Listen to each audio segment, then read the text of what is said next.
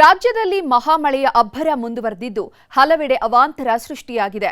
ಹಾಸ್ಟೆಲ್ಗೆ ನೀರು ನುಗ್ಗಿದ ಪರಿಣಾಮ ಮಕ್ಕಳು ಇಡೀ ದಿನ ಪರದಾಡಿದ್ದಾರೆ.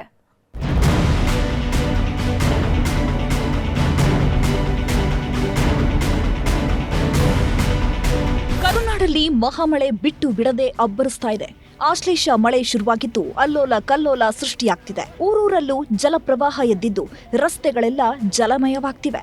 ಮೊಣಕಾಲುದ್ದ ನೀರಲ್ಲೇ ಜನರು ಓಡಾಡಲು ಹರಸಾಹಸ ಪಡ್ತಿದ್ರೆ ಊರಿನ ಸಂಪರ್ಕಗಳೇ ಬಂದಾಗಿವೆ.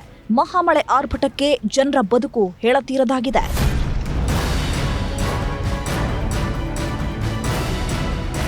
ನಿರಂತರವಾಗಿ ಸುರಿತಾ ಇರೋ ಮಳೆಗೆ ಯಾದಗಿರಿ ಜಿಲ್ಲೆ ತೊಯ್ದು ತೊಪ್ಪೆಯಾಗಿದೆ.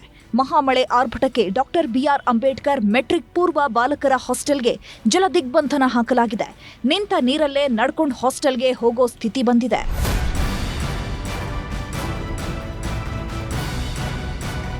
ಮಳೆ ಬಂದ್ರೆ ಆಗೋ ಅನಾಹುತಗಳು ಒಂದೆರಡಲ್ಲ ಬಿಡಿ. ಅದರಲ್ಲೂ ಮಹಾಮಳೆಗೆ ರಸ್ತೆಗಳಲ್ಲಿ ಗುಂಡಿಗಳ ದರ್ಬಾರ್ ಕೇಳಂಗಿಲ್ಲ. ಕೊಪ್ಪಳ ತಾಲೂಕಿನ ಯತ್ನಟ್ಟಿ ರಸ್ತೆಯಲ್ಲಿ ಆಳೆತ್ತರ ಗುಂಡಿಗಳು ಬಿದ್ದಿದ್ದು ಸಂಚಾರಕ್ಕೆ ಗ್ರಾಮಸ್ಥರು ಪರದಾಡುವಂತಾಗಿದೆ. ಧಾರಾಕಾರ ಮಳೆಗೆ ಹಾವೇರಿ ಜನ ಅಕ್ಷರಶಃ ನಲುಗಿ ಹೋಗಿದ್ದಾರೆ. ಮರಡೂರ ಗ್ರಾಮದ ಬಳಿ ಮೆಣಸಿನಕಾಯಿ ತುಂಬಿದ ಟ್ರ್ಯಾಕ್ಟರ್ ನದಿಗೆ ಉರುಳಿ ಬಿದ್ದಿದೆ. ಜೋರು ಮಳೆಗೆ ಹುಚ್ಚೆದ್ದು ಹರಿತಾ ಇದ್ದು ಇದೇ ವೇಳೆ ಓವರ್ಲೋಡ್ ಮೆಣಸಿನಕಾಯಿ ತುಂಬಿಕೊಂಡು ಹೋಗಿದ್ದ ಟ್ರ್ಯಾಕ್ಟರ್ ನದಿಗೆ ಉರುಳಿ ಬಿದ್ದಿದೆ. ಸದ್ಯ ಟ್ರ್ಯಾಕ್ಟರ್ನಲ್ಲಿ 3 ಈಜಿ ದಡ ಸೇರಿ ಪ್ರಾಣ ಉಳಿಸಿಕೊಂಡಿದ್ದಾರೆ.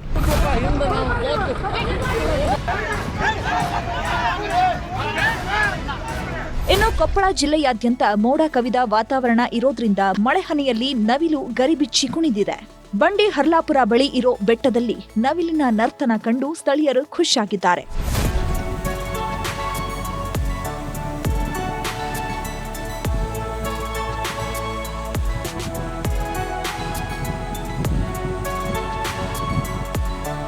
ಬೆಂಗಳೂರಿನಲ್ಲೂ ಮಳೆ ಆಗ್ತಾ ಇದ್ದು ಸಿಟಿ ಮಂದಿ ಹೈರಾಣಾಗಿದ್ದಾರೆ.